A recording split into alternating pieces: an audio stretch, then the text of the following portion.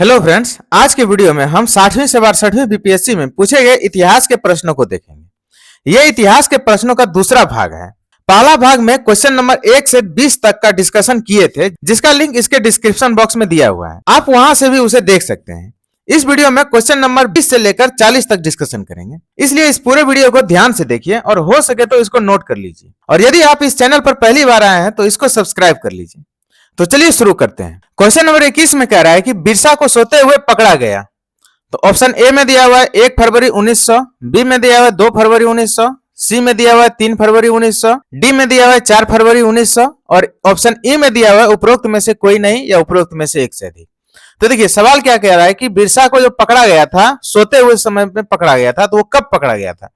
तो बिरसा को पकड़ा गया था 3 फरवरी 1900। तो इस तरह से इसका आंसर सी हो जाएगा। अब देखिए इसके विषय में थोड़ा डिटेल समझ लेते हैं। बिरसा मुंडा जो मुंडा जनजाति के महान लोक नायक और स्वतंत्रता सेनानी थे, उन्होंने उल गुनान, जिसे महाविद्रोह कहा जाता है, इसका आंदोलन का नेतृत्व किया। ठीक है, देखिए बिरसा मुंडा ने उल गुनान आंदोलन का नेतृत्व किया था। और ये कब किया था? तो उल गुनान आंदोलन जो है वो 1899 से 1900 के बीच में हुआ था। और इसी दौरान ब्रिटिश पुलिस ने 3 फरवरी 1900 को चक्रधरपुर के निकट जमकोपाई जंगल में उसे सोते हुए पकड़ लिया। ठीक है, कहा जाता है कि उनके ही कुछ अनुयायियों ने 500 रुपए के इनाम की लालच में उसके ठिकाने की जानकारी दे दी, जिसके कारण जो है पुलिस ने उसे पकड़ लिया। और यह उसकी अंतिम गिरफ्तारी थी। इससे पहले भी वो 1895 में गिरफ्तार किए गए थे, लेकिन उसके बाद जो है वो छूट गए थे। और जेल से छूटने के बाद फिर से उन्होंने जो है अपना आंदोलन शुरू कर दिया। और इसके बाद जब 3 फरवरी 1900 को पकड़ाया तो उसके बाद जो है ये अंतिम गिरफ्तारी थी, क्योंकि रांची जेल में ही कैद के दौरान ही 9 जून 1900 को उसकी मृत्यु हो गई। अब सरकारी दस्तावेज के रूप में कहा जाता है कि उसे हैजा के कारण मृत्यु हुआ था, लेकिन कई इतिहासकार जो है इसके घेरे से देखता है कि वो लोग, और उनका कहना है कि नहीं, अंग्रेजों ने इसको जो है मार दिया था। क्वेश्चन नंबर 22 में कह रहा है कि मुसलमान यदि खुश और संतुष्ट है तो भारत में ब्रिटिश शक्ति का महत्व बचाव होगा। यह किसने लिखा था? ऑप्शन ए में दिया हुआ है हर्बर्ट रिस्ले, बी में दिया है लॉर्ड लिटन, सी में दिया हुआ है डब्ल्यू हंटर और डी में दिया हुआ है H.N. ब्रेल्सफोर्ड और ऑप्शन ई में दिया हुआ है उपयुक्त में से कोई नहीं या उपयुक्त में से एक से अधिक। तो देखिए ये कथन जो है कि मुसलमान यदि खुश और संतुष्ट है तो भारत में ब्रिटिश शक्ति का महत्व बचाव होगा, तो ये बात जो है ये डब्ल्यू हंटर ने लिखा था। ठीक है, तो इस तरह से इसका आंसर सी हो जाएगा। अब देखिए इसके विषय में थोड़ा विस्तार से समझ लेते हैं। यह कथन डब्ल्यू हंटर, जिसका पूरा नाम विलियम विल्सन हंटर था, इसके द्वारा लिखा गया था। ठीक है, और कहां लिखा गया था? तो यह बात उन्होंने अपनी पुस्तक द इंडियन मुसलमान जो साल 1971 में लिखा था, उसमें ही इस बात को लिखा गया था। ठीक है, हंटर ने 1857 के विद्रोह के बाद मुसलमानों की स्थिति का विश्लेषण किया और सरकार को सलाह दी कि मुसलमान को संतुष्ट रखना ब्रिटिश साम्राज्य के लिए सुरक्षा के लिए आवश्यक तत्व है। और यही बाकी बाद में ब्रिटिश नीति का प्रतिनिधित्व करता है, जिसमें मुसलमानों को हिंदू से अलग रख करके डिवाइड एंड रूल की रणनीति को अपनाया गया। ठीक है, तो यहीं से जो है ये डिवाइड एंड रूल की रणनीति को अपनाया अंग्रेजों ने। नेक्स्ट क्वेश्चन में कह रहा है कि 1857 की क्रांति के दौरान बिहार में क्रांतिकारियों का नेता कौन था? ऑप्शन ए में है नामदार खान, बी में है बाबू कुंवर सिंह, सी में है बिरसा मुंडा और डी में है शंकर शाह और ई में दिया हुआ उपरोक्त में से कोई नहीं या उपरोक्त में से एक से अधिक। तो देखिए 1857 की क्रांति के दौरान बिहार में क्रांतिकारियों का नेतृत्व जो है वो बाबू कुंवर सिंह ने किया था। ठीक है, तो इस तरह से इसका आंसर बी हो जाएगा। अब देखिए इसके विषय में थोड़ा विस्तार से समझ लेते हैं कि बाबू कुंवर सिंह, जिसका पूरा नाम वीर कुंवर सिंह था, इन्होंने 1857 के प्रथम स्वतंत्रता संग्राम में बिहार के प्रमुख राजनेता के रूप में उभरे थे। ठीक है, यानी 1857 के क्रांतिकारी आंदोलन जो था उसमें बिहार का नेतृत्व जो है वो बाबू कुंवर सिंह ने किया था। वे जगदीशपुर के उज्जैनिया राजपूत जमींदार थे। अब जगदीशपुर कहाँ है? तो वर्तमान भोजपुर जिला में है। ठीक है, बिहार के भोजपुर जिला में जगदीशपुर एक गांव पड़ता है, वहीं के जो है वो उज्जैनिया राजपूत जमींदार थे। ठीक है, 80 वर्ष की उम्र में उन्होंने दानापुर की छावनी में विद्रोही सिपाहियों का नेतृत्व किया और आरा पर कब्जा किया और बाद में शाहबाद क्षेत्र में ब्रिटिश सेना को कई बार हराया। उनकी गुरिल्ला युद्ध नीति जो है प्रसिद्ध थी। ठीक है, गुरिल्ला युद्ध नीति इतिहास में एक और शख्सियत के साथ जुड़ता है, वो है शिवाजी के साथ, और उसी के नीति को जो है बाबू कुंवर सिंह ने अपनाया था।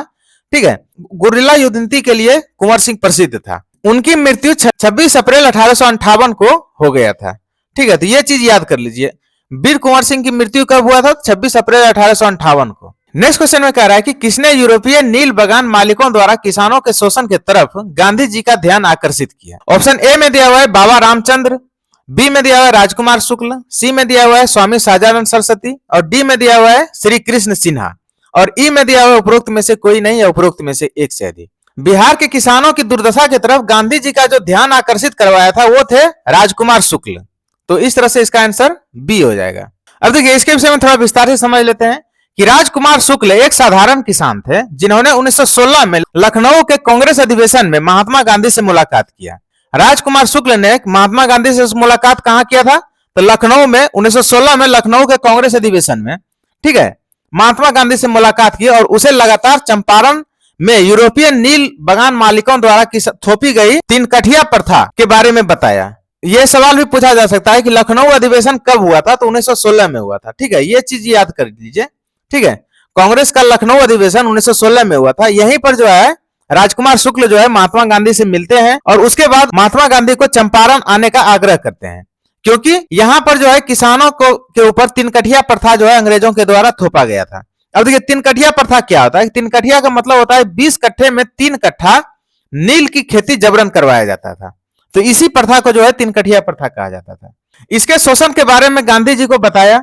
गांधी जी को पहले इस समस्या की जानकारी नहीं थी, लेकिन जब राजकुमार शुक्ल ने उसे कलकत्ता तक फॉलो किया और उसके बारे में बताया, तब जो है 1917 में महात्मा गांधी जो है चंपारण आए, ठीक है। जब वो चंपारण आए तो यहीं से वो चंपारण सत्याग्रह जो है शुरू किए। किसने? महात्मा गांधी ने, ठीक है। यह गांधी जी का भारत में पहला सत्याग्रह था जिसने नील शोषण को समाप्त किया। बिहार के परीक्षा के लिहाज से ये बहुत ही इंपॉर्टेंट सवाल है और इसमें जितने भी बात बताया गया है ये सब चीज नोट करने वाली है, ठीक है, तो इस चीज को नोट कर लीजिए आप लोग। नेक्स्ट क्वेश्चन में कह रहा है कि 1936 में लखनऊ में अखिल भारतीय किसान सभा का प्रथम अध्यक्ष किसे चुना गया। ऑप्शन ए में दिया हुआ है एनजी रंगा, ऑप्शन बी में दिया हुआ है ईएमएस नबूद्रिपास, सी में दिया हुआ है स्वामी सहजानंद सरस्वती और डी में दिया हुआ है आचार्य नरेंद्र देव और ऑप्शन ई में दिया है उपरोक्त में से कोई नहीं या उपरोक्त में से एक से अधिक। 1936 में जो लखनऊ में अखिल भारतीय किसान महासभा हुआ था उसका प्रथम अध्यक्ष स्वामी सहजानंद सरस्वती को चुना गया था, ठीक है, तो इस तरह से इसका आंसर सी हो जाएगा। अब देखिए इसके विषय में थोड़ा विस्तार से समझ लेते हैं कि अखिल भारतीय किसान सभा की स्थापना जो है 11 अप्रैल 1936 को लखनऊ में भारतीय राष्ट्रीय कांग्रेस के अधिवेशन के दौरान ही हुआ था, ठीक है। इस चीज को याद कर लीजिए, कई बार पूछा जाता है कि अखिल भारतीय किसान सभा की स्थापना कब हुआ था, तो 11 अप्रैल 1936 को। कहां हुआ था? तो लखनऊ में। इसकी स्थापना सम्मेलन में स्वामी सहजानंद सरस्वती को सर्वसम्मति से प्रथम अध्यक्ष चुना गया। वे बिहार प्रांतीय किसान सभा के संस्थापक थे, ठीक है। बिहार प्रांतीय किसान सभा की स्थापना कब हुई थी? तो 1929 में, ठीक है। इस चीज को भी याद कर लीजिए, बिहार परीक्षा के लिहाज से ये बहुत ही इंपॉर्टेंट क्वेश्चन है। और इसके बाद आगे क्या लिखा हुआ है कि प्रोफेसर एनजी रंगा को महासचिव चुना गया और इस किसान सभा का उद्देश्य था जमींदारी प्रथा को समाप्त करना, लगान में कमी लाना और कर्ज माफी करवाना, ठीक है। ईएमएस नबूद्रिपास ये अतिरिक्त सदस्य थे इस किसान सभा के और आचार्य नरेंद्र देव बाद में जो है इस सभा का जो है वो अध्यक्ष बनते हैं। लेकिन यहां पूछा जा रहा था कि प्रथम अध्यक्ष, तो प्रथम अध्यक्ष जो है वो स्वामी सहजानंद सरस्वती थे। नेक्स्ट क्वेश्चन में कह रहा है कि मुझे विश्वास है कि कांग्रेस अपने विनाश की तरफ जा रही है और मेरी यह बड़ी इच्छा भारत में रहते होगी कि इसे शांति प्रिय निधन के लिए इसका सहायक बनूं। ये किसने लिखा है? ऑप्शन ए में दिया हुआ है लॉर्ड लिटन ने, बी में दिया है लॉर्ड डफरिन ने, सी में दिया है लॉर्ड कर्जन ने, डी में दिया है लॉर्ड मिल्टन ने और ई में दिया हुआ है उपरोक्त में से कोई नहीं या उपरोक्त में से एक से अधिक। तो ये कथन जो है ये लॉर्ड कर्जन का है, ठीक है, तो इस तरह से इसका आंसर सी हो जाएगा। अब देखिए इसके विषय में थोड़ा विस्तार से समझ लेते हैं। देखिए यह कथन लॉर्ड कर्जन का है जो 1899 से 1905 तक भारत के वायसराय थे। देखिए यह सवाल भी कई बार पूछा जाता है कि लॉर्ड कर्जन भारत के वायसराय कब से कब तक बने थे, तो 1899 में उसका यहाँ पर कार्यकाल शुरू हुआ और 1905 तक उसका कार्यकाल रहा, ठीक है। उन्होंने 1900 में ब्रिटिश सेक्रेटरी ऑफ स्टेट को लिखे गए पत्र में ये बात उन्होंने लिखी थी और उन्होंने अपने नोट में कांग्रेस को कमजोर और समाप्त करने की इच्छा जाहिर की। उनका उद्देश्य डिवाइड एंड रूल की नीति से कांग्रेस को शांतिपूर्ण मृत्यु देना था, क्योंकि वे कांग्रेस को ब्रिटिश शासन के लिए खतरा मानते थे। और ये जो कथन बताया गया है ये कथन उन्होंने तब कहा था जब बंगाल विभाजन के बाद जो है वो आंदोलन हुआ था, ठीक है। उसका यह कथन बंगाल विभाजन जैसी नीतियों से जुड़ा था जिसने स्वदेशी आंदोलन को जन्म दिया। और बंगाल विभाजन कब हुआ था? तो 1905 में हुआ था। यह चीज याद कर लीजिए, कई बार पूछा जाता है कि बंगाल विभाजन कब हुआ, तो 1905 में हुआ। नेक्स्ट क्वेश्चन में कह रहा है कि 1919 में जब मॉन्टेग्यू चेम्सफोर्ड अधिनियम पास हुआ था तब इंग्लैंड का प्रधानमंत्री कौन थे? ऑप्शन ए में दिया हुआ है लॉयड जॉर्ज, बी में दिया हुआ है जॉर्ज हैमिल्टन, सी में दिया हुआ सर सैमुअल हॉर, और डी में दिया हुआ लॉर्ड सेलिसबरी, और ई में दिया हुआ उपरोक्त में से कोई नहीं या उपरोक्त में से एक से अधिक। तो देखिए, जब मॉन्टेग्यू चेम्सफोर्ड अधिनियम पास हुआ तो उस समय इंग्लैंड का प्रधानमंत्री लॉयड जॉर्ज थे। ठीक है, तो इस तरह से इसका आंसर ए हो जाएगा।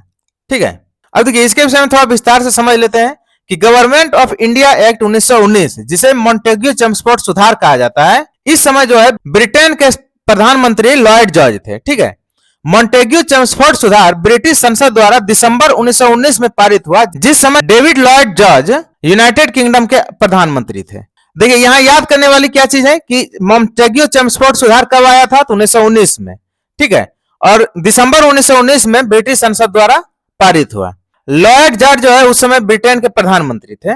उनका कार्यकाल दिसंबर 1916 से अक्टूबर 1922 तक रहा। एडविन मॉन्टेग्यू और लॉर्ड चेम्सफोर्ड ने 1917-18 में यह रिपोर्ट तैयार किया। ये चीज याद नोट कर लीजिए, ये कई बार सवाल पूछा जाता है कि एडविन मॉन्टेग्यू जो भारत के लिए सेक्रेटरी ऑफ स्टेट थे, और लॉर्ड चेम्सफोर्ड जो उस समय भारत के वायसराय थे, इन दोनों ने मिलकर 1917-1918 में यह रिपोर्ट तैयार किया, जो 1919 में ब्रिटिश संसद द्वारा पारित हुआ। ठीक है, जिसके आधार पर यह अधिनियम बना। लॉयड जॉर्ज की गठबंधन सरकार कोएलिनेशन गवर्नमेंट ने प्रथम विश्व युद्ध के दौरान और बाद में भारत के सीमित स्वशासन की शुरुआत की। नेक्स्ट क्वेश्चन में कह रहा है कि असहयोग आंदोलन के दौरान किसने पटना कॉलेज छोड़ा जबकि उसकी परीक्षा को केवल 20 दिन ही बचे थे। ऑप्शन ए में है राजेंद्र प्रसाद, बी में है वज्र किशोर, सी में है जयप्रकाश नारायण, और डी में है श्री कृष्ण सिन्हा। और ऑप्शन ई में दिया हुआ है उपरोक्त में से कोई नहीं है, उपरोक्त में से एक से अधिक। तो देखिए, असहयोग आंदोलन के दौरान पटना कॉलेज को छोड़ने वाले थे जयप्रकाश नारायण, और ये उस समय उन्होंने छोड़ा था जब परीक्षा का मात्र 20 दिन ही बचा था। उस समय जयप्रकाश नारायण पटना कॉलेज को छोड़ दिया था। ठीक है, तो इस तरह से इसका आंसर सी हो जाएगा। अब देखिए इसके विषय में थोड़ा विस्तार से समझ लेते हैं कि जयप्रकाश नारायण ने 1920-21 में असहयोग आंदोलन के दौरान पटना कॉलेज, जो उस समय बिहार नेशनल कॉलेज कहा जाता था, उसको छोड़ दिया जबकि उसकी परीक्षा में केवल 20 दिन ही बचे थे। ठीक है, मौलाना अबुल कलाम आजाद के भाषण से प्रेरित होकर उन्होंने ब्रिटिश समर्थित शिक्षण संस्थानों का बहिष्कार किया और बिहार विद्यापीठ में प्रवेश लिया। किसके भाषण से प्रेरित होकर? मौलाना अबुल कलाम आजाद के भाषण से प्रेरित होकर जो पटना कॉलेज, जो बिहार उस समय बिहार नेशनल कॉलेज कहा जाता था, उसको छोड़ दिया था, बहिष्कार किया और बाद में बिहार विद्यापीठ में प्रवेश ले लिया। ठीक है, अब देखिए ये भी कई बार सवाल पूछा जाता है कि बिहार विद्यापीठ की स्थापना किसके द्वारा किया गया था, तो ये राजेंद्र प्रसाद के द्वारा किया गया था। ठीक है, यह गांधी जी के असहयोग आंदोलन का हिस्सा था जिसमें छात्रों ने सरकारी स्कूल कॉलेज को छोड़ा था। असहयोग आंदोलन किसके द्वारा शुरू किया गया था, तो महात्मा गांधी के द्वारा। कब किया गया था, तो 1920-21 में। नेक्स्ट क्वेश्चन में कह रहा है कि लंदन में 13 मार्च 1940 को सर माइकल ओ डायर को गोली मारा गया। ऑप्शन ए में दिया हुआ है मदनलाल धिंगरा, बी में दिया हुआ है एम.पी.टी. आचार्य, सी में दिया हुआ है वी.डी. सावरकर, और डी में दिया हुआ है उधम सिंह, और ई में दिया हुआ उपरोक्त में से कोई नहीं। इसमें सवाल पूछ रहा है कि 13 मार्च 1940 को सर माइकल ओ डायर को गोली मारा गया, तो किसके द्वारा मारा गया, तो ये उधम सिंह के द्वारा मारा गया था। ठीक है, तो ये जो है इसका आंसर डी हो जाएगा।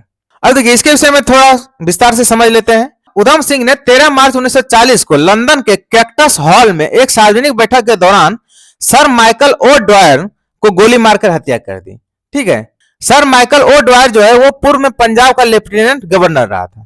उन्होंने यह हत्या जलियांवाला बाग हत्याकांड का बदला लेने के लिए किया था। ठीक है, जलियांवाला बाग हत्याकांड कब हुआ था, 13 अप्रैल 1919 को, जिसमें ओ डायर जनरल डायर को आदेश दिए थे गोली मार चलाने का। जलियांवाला बाग हत्याकांड ब्रिटिश भारत का सबसे क्रूर जो है ब्रिटिश नरसंहार था। इसी का बदला लेने के लिए उधम सिंह ने जनरल ओ डायर को जो है गोली मारा गया।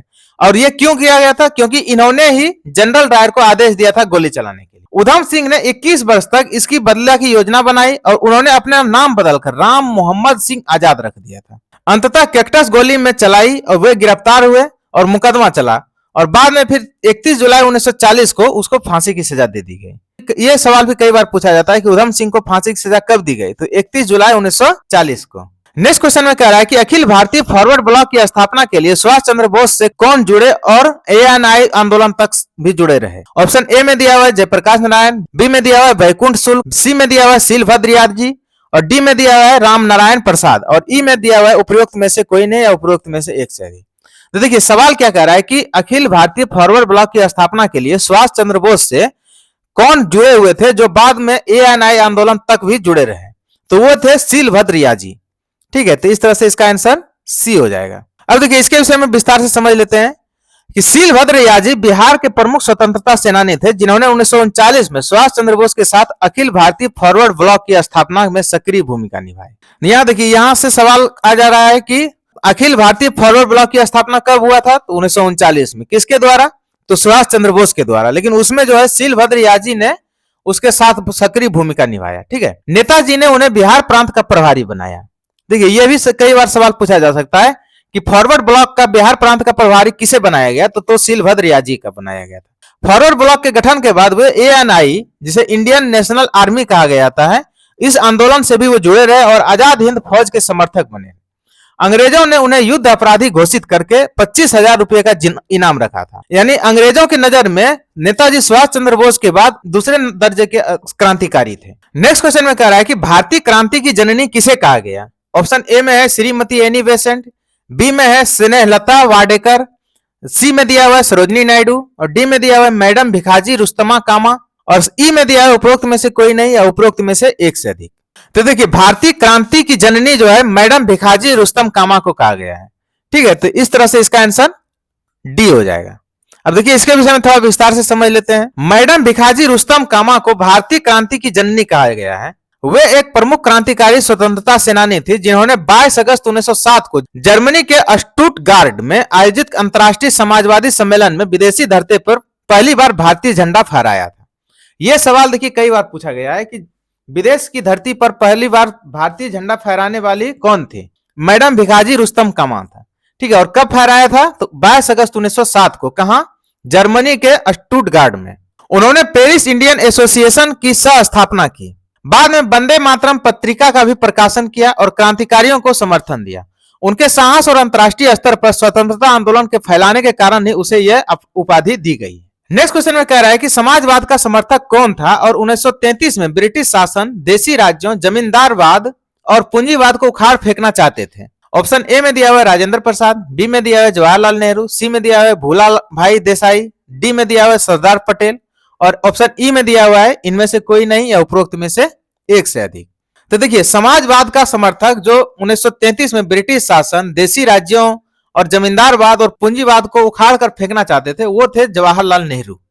ठीक है, तो इस तरह से इसका आंसर बी हो जाएगा। अब देखिए इसके विषय में थोड़ा विस्तार से समझ लेते हैं कि जवाहरलाल नेहरू समाजवाद के प्रमुख समर्थक थे और उनका समाजवाद सोवियत संघ से प्रभावित था। 1933 में उन्होंने ब्रिटिश शासन, देशी रियासतों और जमींदारी प्रथा और पूंजीवाद को उखाड़ फेंकने की इच्छा व्यक्त की। उन्होंने यह बात अपने पत्रों, लेखों और कांग्रेस के भीतर समाजवादी विचारधारा को बढ़ावा देने से जो है स्पष्ट होता है। उनके प्रमुख लेख जैसे भारत कहां और ग्लिम्सेस ऑफ वर्ल्ड हिस्ट्री, ये जो है उनके प्रमुख लेख थे। ठीक है, इसमें जो है उन्होंने इस बात का बताया था। पंडित जवाहरलाल नेहरू ने 1927 में सोवियत संघ का दौरा किया और 1930 के दशक में समाजवादी नीतियों को कांग्रेस में मजबूत किया। नेक्स्ट क्वेश्चन में कह रहा है कि स्वराज दल की स्थापना किसके असफलता के बाद हुआ। ऑप्शन ए में दिया हुआ असहयोग आंदोलन, बी में दिया हुआ सविनय अवज्ञा आंदोलन, सी में दिया है रॉलेट व्हील सत्याग्रह, डी में दिया हुआ चंपारण सत्याग्रह और ई में दिया है उपरोक्त में से कोई नहीं या उपरोक्त में से एक से अधिक। तो देखिए स्वराज दल की स्थापना किसकी असफलता के बाद हुई थी, तो ये असहयोग आंदोलन की असफलता के बाद हुई थी। तो इस तरह से इसका आंसर ए हो जाएगा। अब देखिए इसके विषय में थोड़ा विस्तार से समझ लेते हैं कि स्वराज पार्टी की स्थापना 1 जनवरी 1923 को चित्तरंजन दास और मोतीलाल नेहरू द्वारा किया गया था। ठीक है, ये चीज याद कर लीजिए, ये कई बार सवाल पूछा जाता है कि स्वराज पार्टी की स्थापना कब हुई थी, तो 1 जनवरी 1923 को। किनके द्वारा किया गया था, तो चित्तरंजन दास को, इसको देश बंधु भी कहा जाता है, और मोतीलाल नेहरू के द्वारा। ठीक है, इसका मुख्य कारण था असहयोग आंदोलन को अचानक वापस ले लेना, क्योंकि असहयोग आंदोलन शुरू होता है 1920-21 में और 1922 में चौरी चौरा कांड के बाद जो है वो अचानक वापस ले लेता है। इसके बाद जो है मोतीलाल नेहरू और चित्तरंजन दास ने मिल करके स्वराज पार्टी की स्थापना किया, क्योंकि महात्मा गांधी ने चौरी चौरा कांड के बाद जो है असहयोग आंदोलन को स्थगित कर दिया था। अब देखिए ये सवाल भी पूछा जाता है कि चौरी चौरा कांड हुआ था 5 फरवरी 1922 को। इससे कांग्रेस में असंतोष फैला, खासकर उस नेताओं में जो विधानसभा में प्रवेश कर संवैधानिक संघर्ष करवाना चाहते। असहयोग आंदोलन की असफलता या स्थगन के बाद स्वराज दल ने 1923 के चुनाव में भाग लिया और कई सीटें जीती भी। नेक्स्ट क्वेश्चन में कह रहा है कि चिटगांव शस्त्र छापामारी की योजना बनाई गई थी। ऑप्शन ए में दिया हुआ सूर्य सेन, बी में दिया हुआ चंदन दत्ता, सी में दिया हुआ विधान घोष, डी में दिया है जतिन दास और ई में है उपरोक्त में से कोई नहीं या उपरोक्त में से एक से। तो देखिए सवाल क्या कह रहा है कि चिटगांव शस्त्र छापामारी की जो योजना बनाई थी वो किसके द्वारा बनाया गया था, तो ये सूर्यसेन के द्वारा बनाया गया था। तो इस तरह से इसका आंसर ए हो जाएगा। अब देखिए इसके विषय में थोड़ा विस्तार से समझ लेते हैं। चिटगांव शस्त्रागार छापा जो है वो 18 अप्रैल 1930 को हुआ था, ये याद कर लीजिए, ठीक है, जो ब्रिटिश शासन के खिलाफ एक साहसिक क्रांतिकारी कार्यवाही थी। इसकी योजना और नेतृत्व सूर्यसेन ने किया था, यानी मास्टरमाइंड जो है वो सूर्यसेन थे।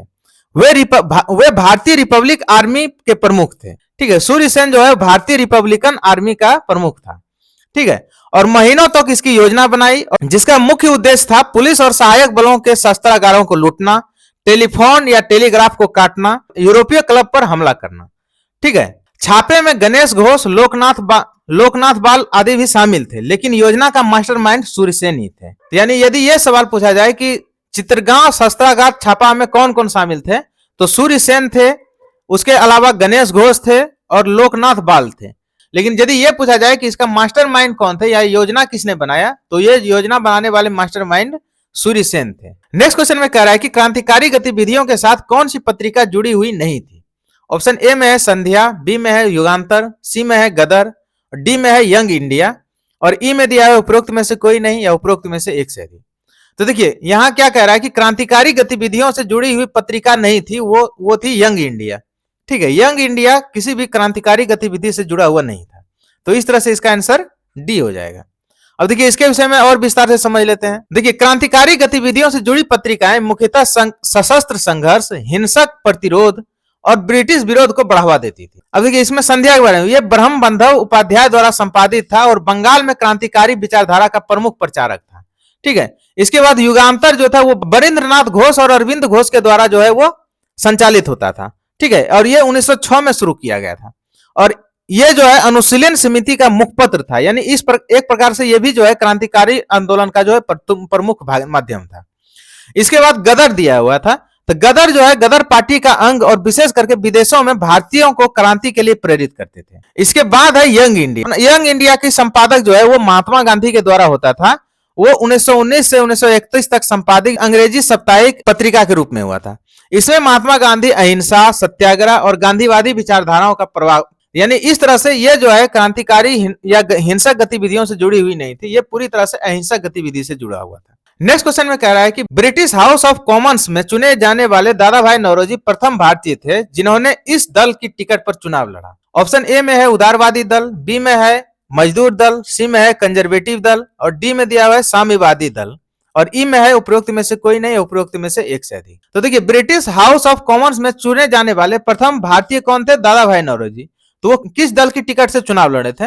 तो वो उदारवादी दल के टिकट से चुनाव लड़े थे। तो इस तरह से इसका आंसर ए हो जाएगा। अब देखिए इसके विषय में थोड़ा विस्तार से समझ लेते हैं कि दादा भाई नौरोजी 1892 में ब्रिटिश संसद, जिसे हाउस ऑफ कॉमन्स कहा जाता है, इसमें जो है फिन्सबरी सेंट्रल सीट से लिबरल पार्टी से चुनाव लड़ते हैं और वहां से चुनाव जीतते हैं और लिबरल पार्टी को ही हिंदी में उदारवादी दल कहा जाता है, ठीक है।